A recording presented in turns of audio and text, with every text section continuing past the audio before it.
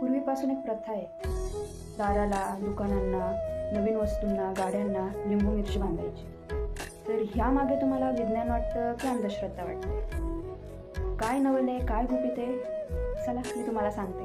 तर या लांबच्या प्रवासात शरीर डिहायड्रेट होऊ नये म्हणून लिंबाचा उपयोग हा इलेक्ट्रोलाइट म्हणून केला जायचा. तर हिरव्या मिरच्या या कुणाला विषबाधा झाली, साप विंचू चावल्यानंतर तर ते काढण्यासाठी त्याचा उपयोग केला जायचा. विभो हा एक सुंदर औषधाचं काम करायचा. त्याने काय व्हायचं की जेव्हा चालताना काटा वगैरे रुतला किंवा काही जखम झाली तर ते औषध म्हणून त्याचा वापर केला जायचा. आणि कोळसासुद्धा वापरला जायचा बरं का, पण तो भूतप्रेत बाधा लागू नये म्हणून नाही हां. तर त्याचा उपयोग केला जायचा तो फायर स्टार्टर म्हणून. कारण की एवढ्या लांबच्या प्रवासात जर कधी जंगलामध्ये थांबायला लागलं तर ते लाकडं वगैरे पेटवण्यासाठी त्याचा उपयोग केला जायचा. आणि ह्या सगळ्या गोष्टींमागे विज्ञान तर आहेच, पण नक्कीच यामागे काही श्रद्धासुद्धा असणार आहे. दारात लावलेल्या लिंबू मिरचीमुळे डास माशांपासून तर बचाव व्हायचाच, पण ते जर सडले तर आजूबाजूची हवा ही दूषित आहे हे लोकांना समजायचं. तर ह्या ज्या विज्ञानामागे श्रद्धा ही आहेच.